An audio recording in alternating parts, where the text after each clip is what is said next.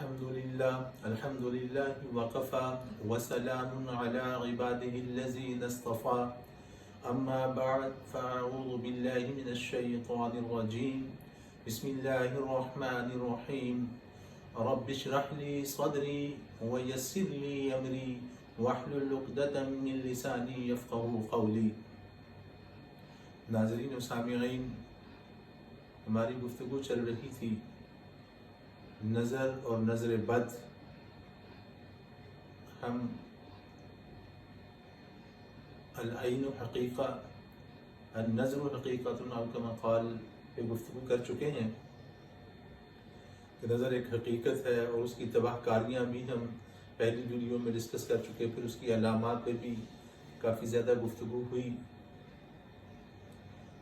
ایک دو ایسی علامتیں تھیں جو رہ گئیں، اس پہ ڈسکس نہ ہو سکی، تو میں نے چاہا اس کو بھی آج کر کے اور ساتھ ہی ساتھ جو ہے اس کے علاج کی طرف بھی آیا جائے. تو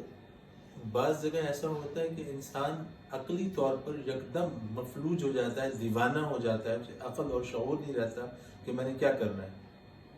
کرنا کچھ ہوتا ہے، کر کچھ رہا ہوتا ہے. دیکھنے والے سمجھتے ہیں کہ یہ صحیح نہیں ہے، دماغی طور پر اس کی حالت ٹھیک نہیں ہے، مجنون دیوانہ کہہ لیں آپ اس کو. نبی کریم صلی اللہ علیہ وآلہ وسلم سے دو تین بلکہ اس سے بھی زیادہ دعائیں مروی ہیں جو بہت معروف ہیں. حضرت امام حسن امام حسین رضی اللہ تعالی عنہ، ان پہ بھی دم کرنا آقا سے ثابت ہے. صلی اللہ علیہ وسلم کی نظر لگ گئی اور پھر ان کو دم کیا گیا.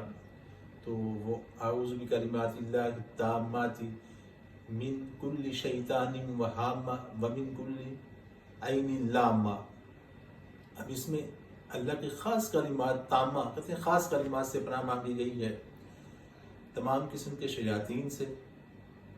تمام زہریلے جانوروں سے اور تمام قسم کی نظر بد سے، چاہے وہ بظاہر کسی جوش میں، عشق میں، کسی چیز کی پسندیدگی کے اندر نظر لگی ہو، یا حسد اور بغض کینہ کی وجہ سے وہ نظر لگی ہو. ساری پناہ مانگی گئی ہے اس دعا کے اندر. اس کے علاوہ بھی حضرت شاہ ولی اللہ رحمۃ اللہ علیہ، مولانا شاہ عبدالعزیز محدث دہلوی رحمۃ اللہ علیہ، انہوں نے اپنی کتابوں میں لکھا ہے مسنون ایک عمل اس کی روشنی میں کہ چھوٹے بچے اگر نہیں پڑھ سکتے تو ان کے گلے میں لکھ کے آقا صلی اللہ علیہ وسلم حضرت علی سے لکھوایا گیا. یہ دعا لکھوا کے گلے میں ڈالی گئی، یہ حدیث موجود ہے. ایسے ہی ایک حدیث میں یہ بھی لکھا شاہ صاحب نے رحمۃ اللہ علیہ کہ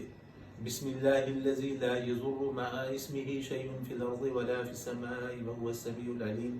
اعوذ بکلمات اللہ التامات کلها من شر ما خلق اور لا حول ولا قوة الا باللہ العلی العظیم. یہ لکھ کر بچوں کے گلے میں ڈال دیا جائے. یہ ایک لمبی بحث ہے، اس طرف میں نہیں جانا چاہ رہا. بعض آئمہ کے نظریات یہ ہیں کہ تعویذ رقیہ جو ہے وہ درست نہیں ہے. بہرحال حدیث میں موجود ہے، چاہے تھوڑی حدیثیں ہیں. یہ حضرت امام حسن امام حسین کے گلے میں رقیہ لکھوانا آقا کا حضرت علی سے رضی اللہ تعالیٰ عنہ اور ان کے گلے میں ڈالنا بھی ثابت ہے.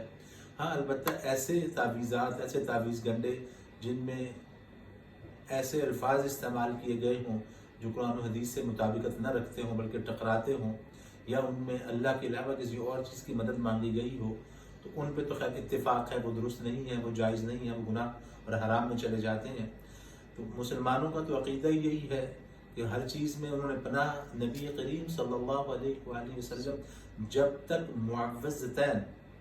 دو پناہ دینے والی صورتیں یا دو پناہ دی گئی صورتیں نازل نہیں ہوئی تھیں، تو ان سے پہلے اعوذ باللہ من الشیطان الرجیم سے شیطان مردود سے پناہ مانگتے تھے. ایسے ہی لا حول ولا قوة الا باللہ العلی العظیم کی حدیثیں ہیں. کسی کو دیکھا کوئی چیز اچھی لگی تو ما شاء اللہ لا قوة الا باللہ کی حدیثیں ہیں. یا پھر بارک اللہ فی، اللہ اس میں برکت دے، یہ بھی حدیث ہے. یہ دو ایسے عمل ہیں کہ جس کو یہ خدشہ ہو کہ میری اپنی ہی محبوب چیزیں ہیں، اولاد ہے یا کوئی اور نعمت اللہ نے عطا کر رکھی ہے، کسی بھی طرح کی کوئی چیز ہے، اسے خدشہ ہے کہ میری اپنی ہی نظر لگ جائے گی، تو وہ اس کو جب نظر کا دل میں خیال ہو تو ما شاء اللہ لا قوت الا باللہ پڑھ لے یا بارک اللہ فی پڑھ لے، تو وہ نظر نہیں لگے گی، وہ نظر بد سے یا اس قسم کی نظر سے محفوظ رہے گا، وہ اولاد بھی، دوست احباب بھی، یا اپنے عزیز و اقربا یا مال و متاع یا اور نعمتیں اللہ کی ہیں وہ ضائع نہیں ہوں گی۔ ایک تو یہ طریقہ ہو گیا۔ دوسرا یہ ہے کہ وہ میں نے پچھلے ضمن میں تھوڑا سا بتایا تھا، جس شخص نے نظر لگائی اس کا پتہ لگ گیا، اس نے کچھ کہا، خوبی، اس کی خوبصورتی بیان کی، کوئی وصف بیان کیا اور اس کے بعد وہ وصف اس سے چھن گیا، وہ خوبی زائل ہو گئی، تو اس شخص کو وضو کروایا جائے اور اس کے وضو کا مستعمل پانی سر پہ اور منہ پہ چھینٹے مارے جائیں تو وہ ٹھیک ہو جائے گا، اس پہ جو کیفیت ہوگی وہ ختم ہو جائے گی۔ ایسے ہی وہب بن منبہ رحمہ اللہ لکھتے ہیں کہ بیری کے ساتھ تازہ پتے لے کر ان پر آیت الکرسی، پہلے درشی پڑھ لیں، پھر آیت الکرسی، پھر آخری تینوں کل، بیری کے پتوں کو پیس لیں اور پانی میں مکس کر دیں، تو اس پانی پہ آیت الکرسی 3 دفعہ اور 3 دفعہ سورہ اخلاص، سورہ فلق اور سورہ ناس جو ہے وہ پڑھ کے دم کریں اور اس سے اس کو نہلائیں۔ بعض نے کچھ پلانے کو بھی کہا ہے پانی کو، بعض اس کے پلانے کے نہیں قائل، بہرحال نہلانے پر سب کا اتفاق ہے، اس سے ختم ہو جاتا ہے جو نظر بد کا بھی اور سحر کا اثر بھی ختم ہوتا ہے اس سے۔ اب میں اسی ضمن میں ایک بات عرض کر دوں کہ آقائے دو جہاں صلی اللہ علیہ وسلم، میں پہلے بھی یہ بات کر رہا تھا کہ اعوذ باللہ من الشیطان الرجیم لا حول ولا قوت الا باللہ، مختلف اللہ نے جو الکلمات آقا کو صلی اللہ علیہ وسلم سکھا دیے تھے ان سے پناہ پکڑتے تھے، نظر بد سے، شیاطین سے، جنات سے، مگر جب معوذتین نازل ہو گئی، سورہ فلق اور سورہ ناس، عربی میں معوذتین کہتے ہیں 2 پناہ دینے والی صورت، تسنیہ کا صیغہ ہے، 2 پناہ دینے والی صورتیں، اور دوسرے گرامیٹیکل ٹرمنالوجیز کو دیکھا جائے تو یہ معنی بھی بنتا ہے 2 پناہ دی گئی صورتیں۔ زمن میں حدیث یاد آ گئی، آقا نے فرمایا صلی اللہ علیہ وسلم کہ میں نے نہیں دیکھی پورے قرآن میں انسان کا تحفظ کرنے والی اس سے بڑی صورت، سورہ فلق کی بات کی، سورہ فلق سے بڑھ کر کوئی انسان کا تحفظ کرنے والی چیز کائنات میں نہیں۔ تو سورہ فلق جو ہے یہ بھی نظر بد کا انتہائی مجرب علاج ہے۔ جب کسی کو تکلیف ہو گئی ہو اور اگر پڑھنے والا بندہ باعمل ہے، گناہوں سے بچتا ہے، نمازی ہے، صالح ہے، ذکر و اذکار کا عادی ہے، تو وہ 3، 5، 7 تک بزرگوں نے لکھا 7 دفعہ پڑھ کے دم کرے، فوراً ہی نظر بد کا اثر جو ہے وہ ختم ہو جاتا ہے۔ ہاں البتہ نبی کریم صلی اللہ علیہ وآلہ وسلم کا مسنون عمل، حضرت عائشہ فرماتی ہیں رضی اللہ تعالیٰ عنہ کہ جب معوذتین سورہ فلق اور سورہ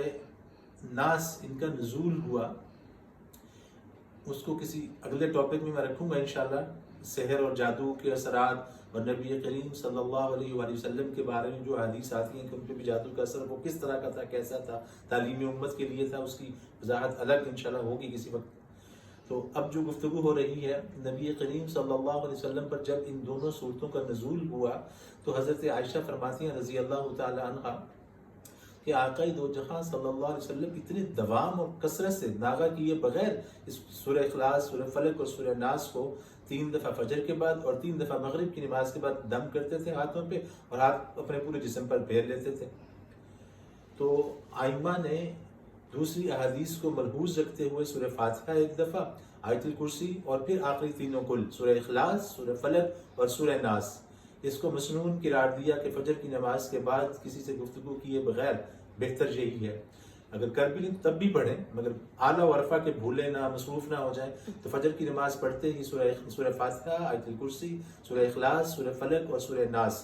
بالآخر درود شریف ایک دفعہ شروع میں پڑھ لیں اور آخر میں پڑھ کے اپنے جسم پہ دم کر لیں، پھر دوبارہ سورہ اخلاص، سورہ فلق اور سورہ ناس پڑھیں، پھر ہاتھوں پہ دم کریں، ہاتھ پورے جسم پہ پھیریں، پھر سورہ اخلاص، سورہ فلق اور سورہ ناس، پھر ساتھ درود شریف پڑھیں اور ہاتھوں پہ دم کریں، پورے جسم پہ پھیر لیں جہاں تک ممکن ہو، اپنے دائیں بائیں آگے پیچھے اور اوپر نیچے گھوم کے مار لیں۔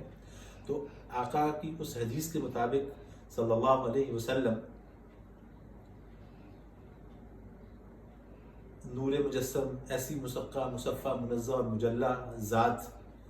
جو انسانیت کے لیے سب سے بڑی شفقت و مروت و محبت والی ہستی ہے، وہ یہ فرماتے ہیں جب بندہ صبح فجر کے بعد اس کو پڑھ لے گا تو شام مغرب تک سوائے موت کے ہر ضرر سے، شیاطین سے، جنات سے، جادو سے، حسد سے، بغض سے، ہر چیز سے محفوظ ہو جائے گا. اور پھر مغرب کے بعد پھر دوبارہ اس کو پڑھ لے تو صبح فجر تک سوائے موت کے ہر قسم، تمام قسم کی تکالیف سے محفوظ رہے گا.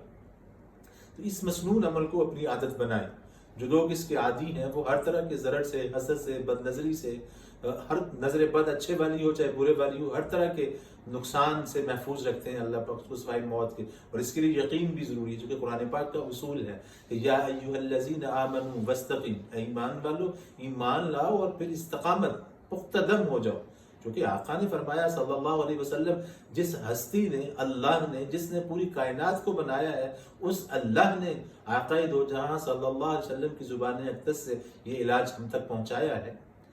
تو وہ اس سے بڑا علاج کائنات میں ہو ہی نہیں سکتا. جو لوگ اس کے عادی ہیں وہ محفوظ رہتے ہیں، اور جن کو نظر بد لگ جائے وہ پھر سورہ فاتحہ، آیت الکرسی، سورہ اخلاص، سورہ فلق اور سورہ ناس اس کو باقاعدگی سے پڑھیں اور دم کریں. پیشنٹ کے اوپر 7 دفعہ پڑھ کے دم کر دیں. سورہ فاتحہ 7 دفعہ، آیت الکرسی 7 دفعہ، اور آخری تینوں کل بھی 7 دفعہ. شدید نظر بد جو ہے وہ ختم ہو جائے گی. ایک دم سے ہی ختم ہو جاتی ہے، بعض دفعہ 2-3 دن تک بھی دم کرنا پڑ سکتا ہے. تو دعا ہے اللہ ہمیں مسنون اعمال کو اپنانے کی توفیق عطا فرمائے. وآخر دعوانا ان الحمد للہ رب العالمین.